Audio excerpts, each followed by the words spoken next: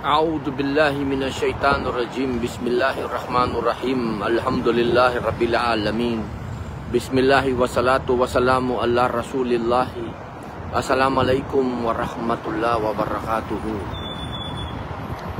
Ito po, nandito po tayo sa Plaza de la Revolución, sa lugar kung saan si Maria Antoinette, ang queen, ang asawa ng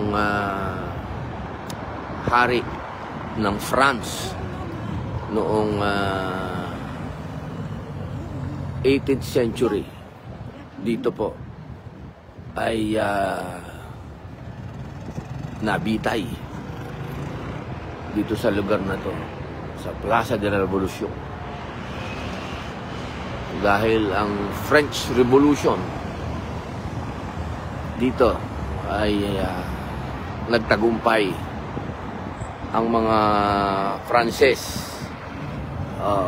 dito sa lugar na to, naitatag nila ang revolusyon dahil gustong-gusto nila na magbago. Mawala na yung hari-harian, mawala na yung mga elitista. Yan, dito sa lugar na to. Dito, galutin ng tawag doon. Oo. Dito, yan. Kaya huwag tayong matakot sa pagbabago. Kung gusto natin talaga na mabago ang takbo ng bansa natin,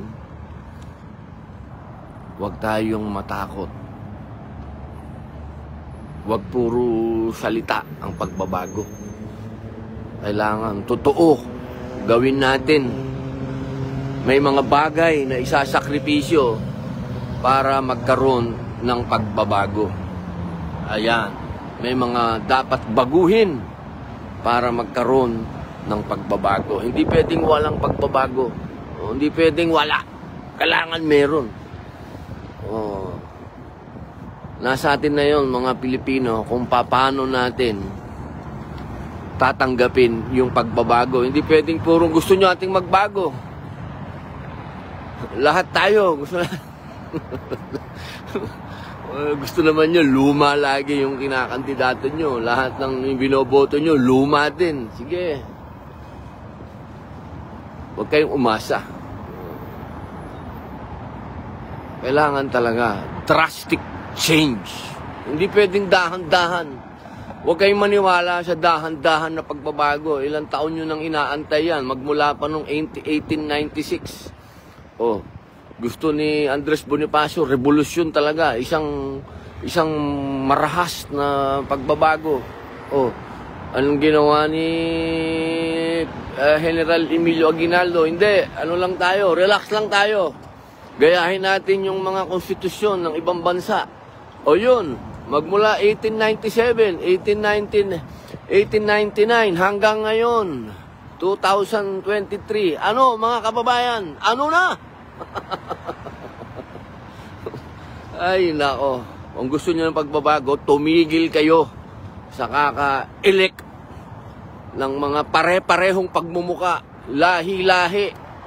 Kailangan ba mana-mana yan? Katarantatuhan.